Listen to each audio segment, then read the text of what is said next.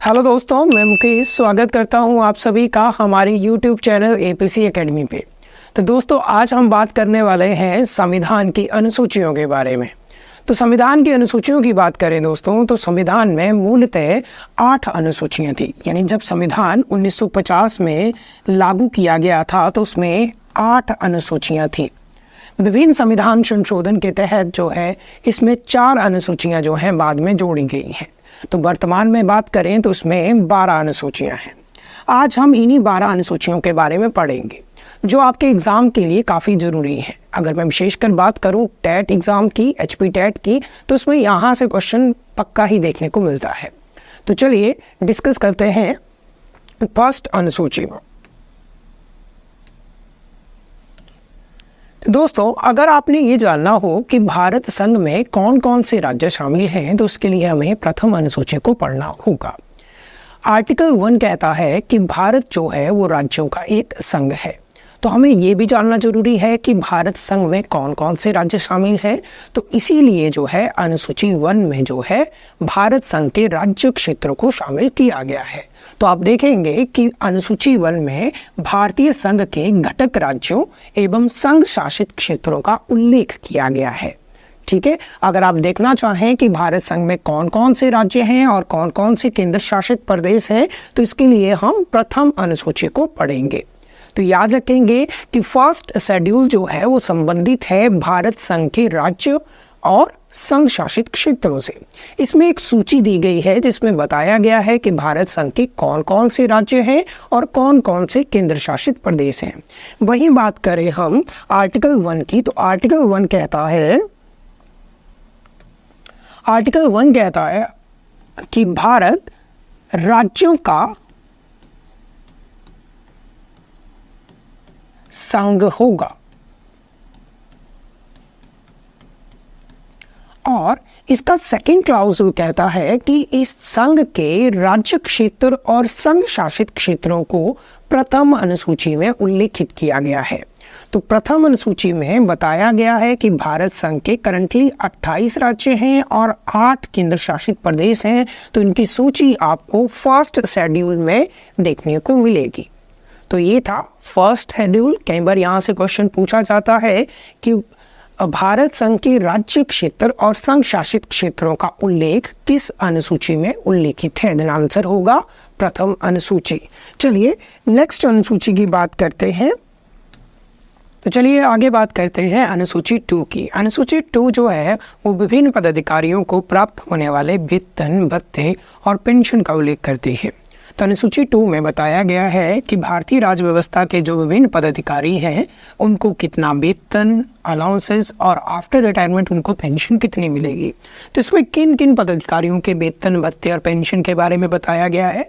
तो इसमें president of India, governors of state, supreme court के जज, हाई कोर्ट के जज, speaker and deputy speaker of Lok Sabha, chairman and deputy speakers of Rajya Sabha, chairman of Rajya Sabha, इसके साथ स्टेट असेंबली के जो है लेजिस्लेटिव असेंबली के speaker and deputy speakers and chairman and deputy chairman of legislative councils, Vidhan Parishad के अध्यक्ष और उपाध्यक्ष। ठीक है, इसके साथ ही controller auditor general of India CAG के वेतन और भत्ते और पेंशन का उल्लेख इसमें किया गया है। तो इस अनुसूची की बात करें तो ये अनुसूची पदाधिकारियों के वेतन और भत्ते से संबंधित है। ओके, तो आगे नेक्स्ट बात करते हैं अगली अनुसूची की। तो नेक्स्ट अनुसूची, थर्ड अनुसूची पदाधिकारियों के शपथ से संबंधित है। यानी कौन सा पदाधिकारी किन शब्दों से अपनी शपथ को ग्रहण करेगा, इसको तीसरी अनुसूची में वर्णित किया गया है। तो अगर हम देखें तो उसमें बताया गया है कि इसमें विभिन्न पदाधिकारियों को पद ग्रहण के समय ली जाने वाली शपथ का उल्लेख है। तो इसमें शपथ के बारे में बताया गया है। परंतु आपने एक बात याद रखनी है, इसमें राष्ट्रपति और उपराष्ट्रपति के शपथ का वर्णन नहीं है। उनकी शपथ के बारे में आर्टिकल्स में बताया गया है। बाकी पदाधिकारी जैसे कि हमारे यूनियन मिनिस्टर्स ऑफ इंडिया, जिसमें हमारे प्राइम मिनिस्टर भी आते हैं, पार्लियामेंट इलेक्शंस कैंडिडेट, जो पार्लियामेंट के इलेक्टेड कैंडिडेट होते हैं, जैसे मेंबर ऑफ पार्लियामेंट हो गए आपके लोकसभा के मेंबर या राज्यसभा के मेंबर, स्टेट मिनिस्टर्स हो गए आपके, जैसे हिमाचल मंत्रिमंडल के जो मेंबर हो गए, ठीक है। इसी तरह से सुप्रीम कोर्ट के जज, हाई कोर्ट के जज, controller and auditor general of India, इन्हें क्या कहते हैं, और member of parliament, MPs and state legislative member. तो इनको, इनके द्वारा ली जाने वाली शपथ का उल्लेख जो है वो तीसरी अनुसूची में उल्लेखित है। तो अभी तक हमने 3 अनुसूचियां पढ़ी, जिसमें से पहली अनुसूची बात करती है भारत संघ के राज्य और संघ शासित क्षेत्रों की, कि कौन कौन से भारत संघ के राज्य और संघ शासित क्षेत्र हैं। दूसरी अनुसूची बात करती है पदाधिकारियों को प्राप्त होने वाले वेतन, भत्ते और पेंशन की, और तीसरी अनुसूची जो है पदाधिकारियों के द्वारा ली जाने वाली शपथ के बारे में बताती है। चलिए नेक्स्ट अनुसूची की बात करते हैं। तो अगर हमें ये जानना है कि किसी राज्य और केंद्र शासित प्रदेश से राज्यसभा में कितनी सीटें हैं या कितना प्रतिनिधित्व है, तो इसके लिए हम चौथी अनुसूची को पढ़ेंगे। तो चौथी अनुसूची जो है वो राज्यसभा के प्रतिनिधित्व से संबंधित है, यानी किसी राज्य और केंद्र शासित प्रदेश से राज्यसभा में कितने प्रतिनिधि लिए जाएंगे, इसकी सूची जो है चौथी अनुसूची में दी गई है। तो अगर हम देखें तो इसमें कहा गया है कि इसमें विभिन्न राज्यों तथा संघ शासित क्षेत्रों में राज्यसभा में प्रतिनिधित्व का विवरण दिया गया है, यानी किसी राज्य और केंद्र शासित प्रदेश से राज्यसभा में कितने प्रतिनिधि लिए जाएंगे, इसका वर्णन इस अनुसूची में दिया गया है। तो अगर हम बात करें, आप जानना चाहें कि हिमाचल में राज्यसभा के कितने मेंबर या कितने प्रतिनिधि लिए जाते हैं, ये हिमाचल को कितनी सीटें राज्यसभा में अलॉट की गई हैं, तो इसके लिए चौथी अनुसूची में आपको एक सूची मिलेगी, जिसमें जैसे कि हिमाचल प्रदेश यहाँ पे है, तो हिमाचल प्रदेश में 3 सीटें यहाँ पे दी गई हैं। तो हिमाचल प्रदेश से 3 प्रतिनिधि राज्यसभा में लिए जाते हैं। तो चौथी अनुसूची है राज्यसभा के सीटों के आवंटन से, इसमें राज्यसभा के प्रतिनिधित्व का वर्णन किया गया है। ओके, तो चलिए नेक्स्ट अनुसूची पे चलते हैं। तो देखिए, अगर हम देखें कि हिमाचल से वो 3 सदस्य वर्तमान में कौन हैं जो राज्यसभा के मेंबर हैं, तो मैं आपको बता दूं, इंदु गोस्वामी। तो इंदु गोस्वामी की अगर हम बात करें तो इंदु गोस्वामी वर्तमान में राज्यसभा के उपसभापति भी हैं और ये हिमाचल से राज्यसभा के मेंबर हैं। दूसरे हैं प्रोफेसर सिकंदर सिंह और तीसरे हैं जगत प्रकाश नड्डा। जगत प्रकाश नड्डा जो राष्ट्रीय अध्यक्ष हैं बीजेपी पार्टी के। ठीक है, इनमें से सबसे जरूरी आप याद रखेंगे इंदु गोस्वामी को। इंदु गोस्वामी वर्तमान में राज्यसभा में उपसभापति हैं और ये हिमाचल से राज्यसभा की मेंबर हैं।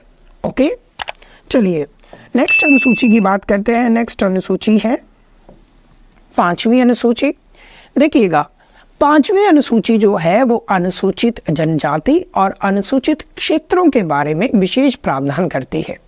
देखिए, हमारे देश में बहुत सारे ऐसे राज्य हैं जहाँ पे अनुसूचित क्षेत्र हैं और अनुसूचित जनजातियाँ भी हैं। तो इनकी सूची जो है 5वीं अनुसूची में दी गई है।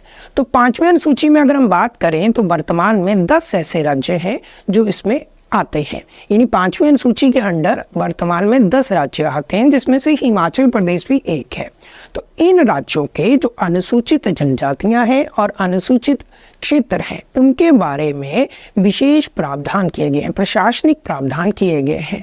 तो 5वीं अनुसूची किससे संबंधित है? तो 5वीं अनुसूची विभिन्न जनजातीय, अनुसूचित क्षेत्रों और अनुसूचित जनजाति के प्रशासन और नियंत्रण के बारे में विशेष प्रावधान करती है। आप साथ में ये भी याद रखें कि 5वीं अनुसूची के अंतर्गत 10 राज्य आते हैं, यानी 5वीं अनुसूची जो है मात्र 10 राज्यों पे ही वर्तमान में लागू होती है। ओके, तो नेक्स्ट अनुसूची पे चलते हैं। नेक्स्ट अनुसूची है अनुसूची 6 और अनुसूची 6 और 5 में ज़्यादा डिफरेंस नहीं है। अनुसूची 6 भी जो है 4 राज्यों के अनुसूचित क्षेत्रों के बारे में विशेष प्रावधान करती है। और ये 4 राज्य कौन से हैं? तो इसमें बताया गया है कि इसमें असम, मेघालय, त्रिपुरा, मिजोरम राज्यों के जनजातीय क्षेत्रों के प्रशासन के बारे में विशेष प्रावधान दिए गए हैं। अब इन 4 राज्यों को अच्छे से याद रखें। ये राज्य हैं असम, मेघालय, त्रिपुरा और मिजोरम। इन 4 राज्यों के अनुसूचित जनजातीय क्षेत्रों के बारे में ये विशेष प्रावधान करता है।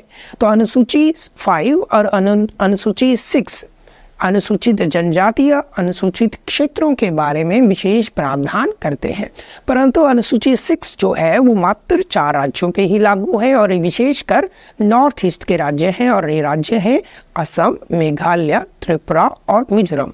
कैंबर एग्जाम में पूछा जाता है कि छठी अनुसूची किन राज्यों पे लागू होती है, निम्नलिखित में से किस राज्य पे लागू होती है, किस राज्य पे लागू नहीं होती है। ओके, तो नेक्स्ट चलते हैं अनुसूची 7 की तरफ। देखिए, अनुसूची 7 जो है वो संघ एवं राज्यों की शक्तियों के विभाजन से संबंधित है। तो ये राज्य और संघ की विधायी शक्तियों का बंटवारा करती है। मैंने अभी अभी आपको बताया था कि आर्टिकल 1 ये कहता है कि भारत राज्यों का एक संघ होगा। तो भारत को यहाँ आप 2 तरह से देखेंगे, एक भारत का संघ यानी भारत का यूनियन जिसे आप भारत का केंद्र भी कहते हैं, दूसरा भारत का राज्य। जैसे वर्तमान में बात करूं कि एक दिल्ली में सरकार है जिसे आप मोदी सरकार कहते हैं, और किन राज्य में हिमाचल में बात करें तो हिमाचल में सुक्खू सरकार है। तो यहाँ पे 2 तरह से आप इंडिया को देख रहे हैं कि हिमाचल एक भारत का राज्य और एक भारत का यूनियन। तो इनकी शक्तियों के विभाजन से संबंधित 7वीं अनुसूची है। तो 7वीं अनुसूची में क्या दिया गया है, तो 7वीं अनुसूची भारत संघ और राज्यों के शक्तियों के विभाजन से संबंधित है। तो ये शक्तियों के विभाजन से संबंधित यहाँ पे 3 सूचियां दी गई हैं। ये 3 सूचियां संघ एवं राज्य की लेजिस्लेचर पावर का बंटवारा करती हैं, विधायी शक्तियों का बंटवारा करती हैं। तो इसमें 3 सूचियां दी गई हैं जो इनकी शक्तियों का विभाजन करती हैं। ये सूचियां हैं संघ सूची, राज्य सूची और संवर्धित सूची। इनमें से अगर हम बात करें सेंट्रल गवर्नमेंट की यानी यूनियन लिस्ट की, संघ सूची की, तो इसमें जो भी मैटर दिए गए हैं, जो भी विषय दिए गए हैं, उन पे कानून बनाने का अधिकार केंद्र को रहेगा, यूनियन को रहेगा, यूनियन की विधायिका संसद को रहेगा। ठीक है, यानी इन विषयों पे कानून बनाने का एकमात्र अधिकार भारतीय संसद यानी केंद्रीय विधायिका को होता है। वही बात करें हम स्टेट लिस्ट की, तो स्टेट लिस्ट में जो मैटर दिए गए हैं उन पे कानून बनाने का अधिकार राज्य की लेजिस्लेचर यानी राज्य की विधायिका विधानमंडल को होता है। यानी ये राज्य के क्षेत्राधिकार के अंतर्गत आते हैं। सामान्यतः केंद्र इन पे कानून नहीं बना सकता, इन पे कानून बनाने का अधिकार सामान्यतः राज्य को ही होता है। वही बात करें तीसरी सूची की जिसे कॉन्करेंट लिस्ट कहा जाता है, समवर्ती सूची कहा जाता है, जिसे ऑस्ट्रेलिया के संविधान से अडॉप्ट किया गया है। तो कॉन्करेंट लिस्ट में हमने उन सब्जेक्ट मैटर्स को शामिल किया है जो जिन पे कानून बनाने का अधिकार केंद्र और राज्य दोनों का होता है। यानी इन पे कानून केंद्रीय विधायिका संसद भी बना सकती है और राज्य की विधायिका विधानमंडल भी बना सकती है। तो 7वीं अनुसूची में ये 3 सूचियां दी गई हैं जिसमें जो है केंद्र और राज्य की शक्तियों के विभाजन से संबंधित प्रावधान किए गए हैं। ये 3 सूचियां हैं संघ सूची, राज्य सूची और समवर्ती सूची। वही बात करें कि संघ सूची में जो विषय हैं वो वर्तमान में 100 विषय हैं। राज्य सूची की बात करें तो इसमें वर्तमान में जो है 61 विषय हैं और कॉन्करेंट में 52 विषय हैं। तो इन सब्जेक्ट मैटर्स पे लॉ बनाने का अधिकार अलग अलग से किया गया है। सेंटर के अलग पावर हैं और स्टेट की अपनी पावर्स है। ओके, तो ये थी 7वीं अनुसूची। नेक्स्ट अनुसूची चलते हैं जो कि है 8वीं अनुसूची। तो अगर आपने ये जानना हो कि भारत संघ के कौन कौन सी ऑफिशियल लैंग्वेज हैं तो इसके लिए हमें 8वीं अनुसूची को पढ़ना पड़ेगा। तो 8वीं अनुसूची में भारत की 22 राजभाषाओं का उल्लेख है। तो करंटली 8वीं अनुसूची में कुल कितनी राजभाषाएं हैं? 22 राजभाषाएं हैं। तो भारत की ऑफिशियल लैंग्वेज है और ऑफिशियल लैंग्वेज को उल्लेखित किया गया है 8वीं अनुसूची में। तो मूलतः संविधान में अगर हम बात करें जो सब संविधान बनाया गया था और इसे लागू किया गया था 1950 में, तब 8वीं अनुसूची में कुल कितनी भाषाएं थी? तो मूलतः संविधान में इसमें 14 भाषाएं थी, बाद में इसमें संशोधन करके और भाषाएं भी इसमें जोड़ी गई और जिन्हें राजभाषा का दर्जा दिया गया। तो किस भाषा को कब जोड़ा गया? तो 1967 में ये संविधान का 21वां संशोधन था। 21वें संशोधन 1967 में सिंधी भाषा को शामिल किया गया था। इसके बाद 71वां संविधान संशोधन 71 अमेंडमेंट जो 1992 में हुआ था, इसके तहत याद रखें कोंकणी, मणिपुरी, नेपाली भाषा को शामिल किया गया। नेपाली को जरूर याद रखिएगा, नेपाली एकमात्र विदेशी भाषा है जिसे भारत में राजभाषा का दर्जा प्राप्त है। इन 22 भाषाओं में से इकलौती विदेशी भाषा है नेपाली जिसे राजभाषा का दर्जा प्राप्त है। तो नेपाली को राजभाषा का दर्जा 1992 में दिया गया था, 71वें संविधान संशोधन जो 1992 में हुआ था। इसके बाद इसमें पुनः संशोधन हुआ, ये संशोधन था 92 अमेंडमेंट जो 2004 में हुआ था। तो इसके तहत मैथिली, संथाली, डोगरी एंड बोडो एक नॉर्थ ईस्ट की ट्राइब लैंग्वेज है, उसे भी शामिल किया गया। तो 4 और भाषाएं 2004 में इसमें ऐड कर दी गई थी, ये थी मैथिली, संथाली, डोगरी एंड बोडो। ठीक है, तो इनमें से मुख्यतः आपने याद रखना है कि कौन सी अनुसूची राजभाषाओं से संबंधित है। देन आंसर होगा 8वीं अनुसूची। 8वीं अनुसूची में वर्तमान में कुल कितनी भाषाएं हैं? तो इसमें 22 भाषाएं हैं जिन्हें राजभाषा का दर्जा दिया गया है। मूलतः इसमें 14 भाषाएं थी और कौन कौन सी भाषा कब जोड़ी गई? जैसे सिंधी भाषा को कब जोड़ा गया? तो 1967 में, और नेपाली चूंकि एकमात्र विदेशी भाषा है उसे कब जोड़ा गया? तो 1992 में। ये विशेषकर आपने याद रखना है। अब चलते हैं नेक्स्ट अनुसूची की तरफ। नेक्स्ट अनुसूची है अनुसूची 9। देखिए, अभी तक जितनी अनुसूचियां हमने पढ़ी यानी 8 तक जो भी हमने पढ़ी वो संविधान में मूलतः शामिल थी, यानी जब संविधान बनाया गया था तब से ही वो संविधान में थी। इसके बाद जैसे कि 9वीं, 10वीं, 11वीं और 12वीं ये अनुसूचियां बाद में शामिल की गई हैं। तो किस अनुसूची को किस संशोधन के तहत लाया गया है ये काफ़ी जरूरी बन जाता है।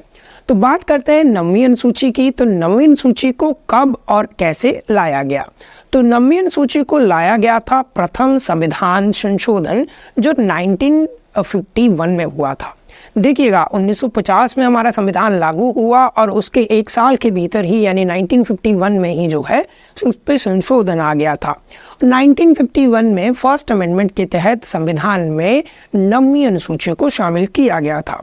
अब 9वीं अनुसूची को क्यों शामिल किया गया, इसमें क्या एक विशेष बात है? तो देखिए, जब हमारा देश आज़ाद हुआ तो उस समय जमींदारी प्रथा थी और जमींदारी प्रथा को समाप्त करने के लिए कड़े कानून की आवश्यकता थी। इस कानून को सही ढंग से लागू करने के लिए संविधान में 9वीं अनुसूची को जोड़ा गया था, क्योंकि 9वीं अनुसूची की एक विशेष बात यह है कि इसमें जो भी विषय शामिल किए जाएंगे वो न्यायालय के क्षेत्र अधिकार से बाहर होंगे। तो पहले तो बात करते हैं कि 9वीं अनुसूची को कब जोड़ा गया। तो जैसा कि मैंने बताया, प्रथम संविधान संशोधन अधिनियम जो 1951 में हुआ था, इसके अंतर्गत जो है संपत्ति के अधिग्रहण की विधियों का उल्लेख किया गया है। ठीक है, इसमें विशेष बात यह है कि इस अनुसूची में सम्मिलित विषयों को न्यायालय में चुनौती नहीं दी जा सकती। करंटली जो है इसमें 284 अधिनियम या फिर विषय भी आप कह सकते हैं। तो 9वीं अनुसूची की बात करें तो इसे फर्स्ट अमेंडमेंट एक्ट 1951 के तहत इंसर्ट किया गया था। दूसरी बात, इसकी एक विशेष बात है, इसकी एक विशेषता है कि इसमें जो भी सब्जेक्ट मैटर लाया जाएगा वो न्यायालय के क्षेत्र अधिकार से बाहर होगा, यानी कोई भी व्यक्ति उस कानून या उस व्यवस्था या उस विषय को न्यायालय में चैलेंज नहीं कर सकता है। परंतु 2007 में सुप्रीम कोर्ट के एक फैसले के अनुसार ये कहा गया कि यदि 9वीं अनुसूची में कोई ऐसा विषय है जो कि आपके फंडामेंटल राइट को वायलेट करता है तो उस आधार पे आप उसे न्यायालय में चैलेंज कर सकते हैं। नॉर्मली आप 9वीं अनुसूची में शामिल विषयों को न्यायालय में चैलेंज नहीं कर सकते हैं। तो ये 9वीं अनुसूची की एक विशेष बात है। दूसरी बात कि 9वीं अनुसूची में हमने शामिल क्या किया, तो इसमें भूमि अधिग्रहण अधिनियम वो राज्यों के भूमि सुधार कानून लैंड रिफॉर्म्स एक्ट को शामिल किया गया। करंटली अगर हम बात करें तो उसमें 284 सब्जेक्ट मैटर है, यानी इसमें कुल 284 विषय हैं। ठीक है, तो इसमें करंटली 284 जो है सब्जेक्ट मैटर शामिल किए जा चुके हैं। इसमें से अगर हम बात करें तो तमिलनाडु का आरक्षण विधेयक भी है। ठीक है, 9वीं अनुसूची में तमिलनाडु का आरक्षण विधेयक भी शामिल किया गया है। ओके, तो 9वीं अनुसूची फर्स्ट अमेंडमेंट एक्ट, और इसमें क्या सब्जेक्ट मैटर है, तो इसमें लैंड रिफॉर्म, मुख्यतः लैंड रिफॉर्म एक्ट है और भूमि अधिग्रहण अधिनियम के प्रावधान है। चलिए अब चलते हैं नेक्स्ट अनुसूची की तरफ। तो नेक्स्ट अनुसूची है 10वीं अनुसूची। देखिए 10वीं अनुसूची किस संविधान संशोधन के तहत लाई गई और 10वीं अनुसूची में किस कानून के संबंधित प्रावधान है।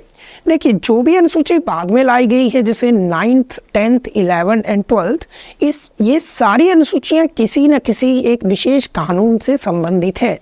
जैसे कि 9वीं अनुसूची के बारे में मैंने बताया, लैंड रिफॉर्म एक्ट एंड भूमि अधिग्रहण अधिनियम, इसमें कानून शामिल किए गए हैं। तो उसी तरह से 10वीं अनुसूची भी किसी एक विशेष कानून से संबंधित है। तो पहले तो बात करते हैं कि 10वीं अनुसूची को किस संविधान संशोधन के तहत लाया गया, तो उसे 52nd अमेंडमेंट एक्ट 1985 के तहत इंसर्ट किया गया था। तो इसे 52वें संविधान संशोधन 1985 के तहत इंसर्ट किया गया और इसमें दल बदल कानून से संबंधित प्रावधानों को शामिल किया गया।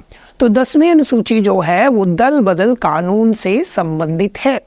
अब दल बदल कानून क्या था, तो देखिए शुरुआती दिनों में कोई भी व्यक्ति किसी विशेष पार्टी के टिकट से जब चुनाव लड़ता था और चुनाव जीतने के बाद वो किसी भी दल को ज्वाइन कर लेता था, तो इसके साथ जनता के साथ धोखा होता था, क्योंकि जनता जो है उस व्यक्ति विशेष के साथ उस पार्टी को भी वोट करती है।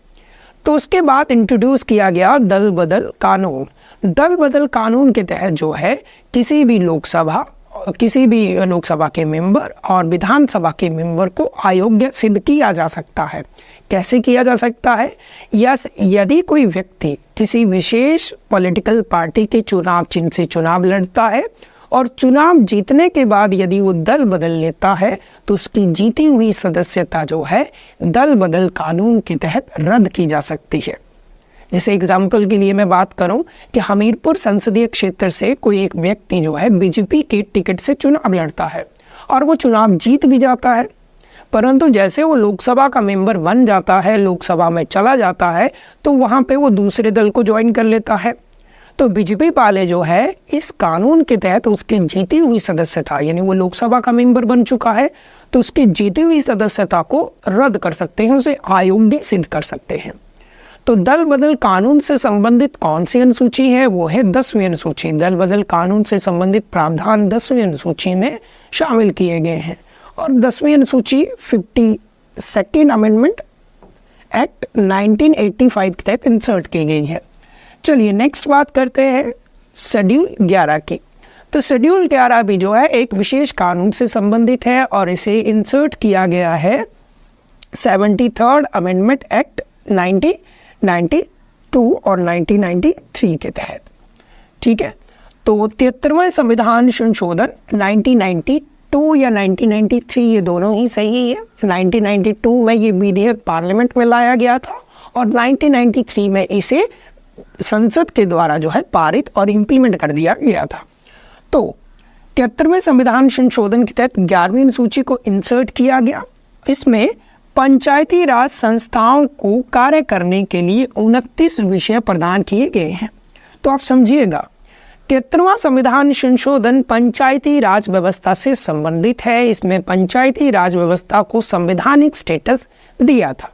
इस संशोधन के तहत पंचायती राज व्यवस्था को संवैधानिक दर्जा दिया गया था।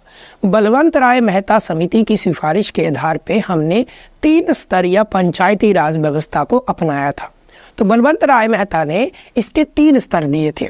सबसे निचला स्तर जो उन्होंने दिया था वो था ग्राम स्तर पे ग्राम पंचायत का, ये ग्राम स्तर पे है। दूसरा उन्होंने ब्लॉक लेवल पे दिया था, यानी खंड स्तर पे दिया था पंचायत समिति का। और तीसरा उन्होंने डिस्ट्रिक्ट लेवल पे दिया था जिला परिषद का। तो ये 3 स्तर जो है बलवंत राय मेहता समिति के द्वारा सिफारिश किए गए थे। उन्होंने इन 3 स्तर पे जो है 3 संस्थाओं के गठन का प्रावधान किया था। 3 संस्थाओं का गठन का प्रावधान उन्होंने किया था। अब इन संस्थाओं के क्या क्या कार्यक्षेत्र होंगे, इसके लिए हमने 11वीं अनुसूची को लिखा था। यानी एक ग्राम पंचायत के क्या कार्य होंगे, जिला परिषद के क्या कार्य होंगे, पंचायत समिति के क्या क्या कार्य होंगे। तो उनके अधिकार और उनके कार्य, उनके कर्तव्यों को उल्लेखित किया गया 11वीं अनुसूची में। आप एक बार दोबारा से पढ़िएगा कि इसमें पंचायती राज संस्थाओं के कार्य करने के लिए 29 विषय प्रदान किए गए हैं। यानी इसमें 29 सब्जेक्ट मैटर हैं जो उनके कार्य क्षेत्र को निर्धारित करते हैं कि वो क्या क्या काम कर सकते हैं। ओके, चलिए नेक्स्ट अनुसूची पे चलते हैं। नेक्स्ट अनुसूची है जो कि लास्ट अनुसूची है, 12वीं अनुसूची। तो 12वीं अनुसूची को लाया गया 74वें संविधान संशोधन 1993 के तहत। इसमें शहरी क्षेत्र के स्थानीय सुशासन संस्थाओं को कार्य करने के लिए 18 विषय दिए गए थे। तो देखिए, अगर हम बात करें स्थानीय सुशासन की यानी लोकल गवर्निंग बॉडी की, तो भारतीय संविधान में इसे 2 तरह से लागू किया गया है। एक शहरी स्तर पे और दूसरा ग्रामीण स्तर पे। ग्रामीण स्तर पे जो व्यवस्था है उसे आप पंचायती राज व्यवस्था कहते हैं। उसी तरह से शहरी स्तर पे जो व्यवस्था है उसे म्युनिसिपैलिटी या नगर पालिका कहा जाता है। तो 74वें संविधान संशोधन यानी 74th अमेंडमेंट के तहत जो है हमने शहरी स्थानीय सुशासन व्यवस्था को संवैधानिक दर्जा दिया और इसके लिए जो है 3 संस्थाओं के गठन का प्रावधान किया, जैसे कि म्युनिसिपल कॉरपोरेशन यानी जिसे आप कहते हैं नगर निगम। ठीक है, तो अगर किसी शहर की पॉपुलेशन 1 मिलियन से ज़्यादा है तो वहाँ पे नगर निगम का गठन किया जाएगा। उसी तरह से म्युनिसिपल काउंसिल यानी नगर पालिका या नगर परिषद भी इसे कहते हैं। तो नगर परिषद का गठन किस शहर में किया जाएगा? जिस शहर की पॉपुलेशन जो है 25,000 से 1 मिलियन के बीच में हो, तो वहाँ पे नगर परिषद का गठन किया जाएगा। उसी तरह से म्युनिसिपल कमेटी नगर पंचायत इसे कहते हैं। तो अगर किसी शहर की जो पॉपुलेशन है वो 10,000 से 25,000 के बीच में है तो वहाँ पे नगर पंचायत का गठन किया जाएगा। अब इन संस्थाओं के क्या क्या कार्यक्षेत्र होंगे इसे 12वीं अनुसूची में उल्लेखित किया गया है। यानी एक नगर निगम के क्या कार्य होंगे, नगर परिषद के क्या काम होंगे और नगर पंचायत के क्या काम होंगे। तो इसके लिए हमने 12वीं अनुसूची को लिखा है। तो 12वीं अनुसूची जो है वो शहरी स्थानीय सुशासन संस्थाओं के 18 कार्यक्षेत्र को निर्धारित करती है। तो 12वीं अनुसूची में 18 सब्जेक्ट मैटर हैं जो इनके कार्यक्षेत्र को निर्धारित करते हैं। किनके कार्यक्षेत्र को? शहरी स्थानीय सुशासन संस्थाओं के, जैसे नगर पालिका, नगर परिषद और नगर पंचायत के। ओके, तो ये थी 12वीं अनुसूची। तो यहाँ पे हम सारी अनुसूचियों को पढ़ चुके हैं। आई होप कि आपको ये वीडियो अच्छा लगे। अगर आपको ये वीडियो अच्छा लगे तो इसे लाइक और शेयर करें और इस तरह के वीडियो पाने के लिए हमारे चैनल को सब्सक्राइब करें। आज के लिए बस इतना ही। चलिए मिलते हैं नेक्स्ट वीडियो में। Thank you.